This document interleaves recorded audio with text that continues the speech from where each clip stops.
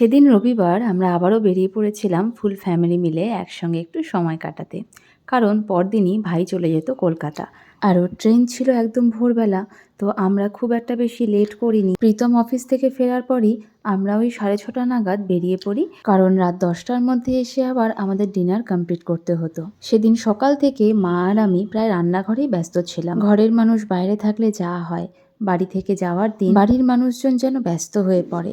যেহেতু রান্না করে দেওয়ার ওখানে লোক নেই, নিজেই হাত পুড়িয়ে টুকটাক খেয়ে নেয়, তাই জন্য বাড়ি থেকে যাওয়ার সময় আমরা ভেবেছিলাম যে ওর পছন্দের জিনিসগুলো যতটা সম্ভব ওকে দিয়ে দেওয়ার, যাতে গিয়ে অন্তত 2 থেকে 3টে দিন শুধু খাবার গরম করে খেলেই হয়ে যাবে। আমি রান্না করেছিলাম মাটন আর ইলিশ মাছ, আর মা করেছিল ওর প্রিয় সোয়াবিন, মুগের ডাল, চাটনি আর ঢেঁকি শাক। তো সব কিছুই প্যাকিং করে আমরা ফ্রিজে রেখে দিয়ে তারপরে বেরিয়েছি, যাতে বাড়ি ফিরে আর কোনো রকম কাজের টেনশন না থাকে।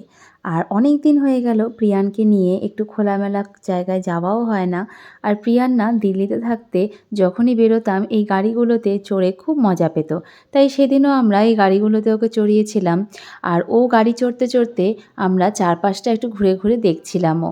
বাট হঠাৎ করে কি হলো জানি না, ও যেই আমাকে দেখলো ওখান থেকে নামার জন্য প্রায় ব্যস্ত।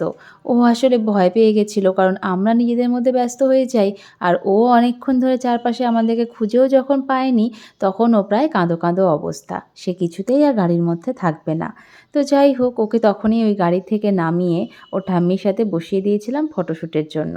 সে ছেলের চোখের কি জল! সেদিন ঘোরাফেরার সাথে সাথে প্রিয়ানের নতুন ড্রেস, জুতো, ভাইয়ের ড্রেস, মায়ের ড্রেস, সবারই কুচকাচ কিছু না কিছু কেনাকাটা হয়েছে।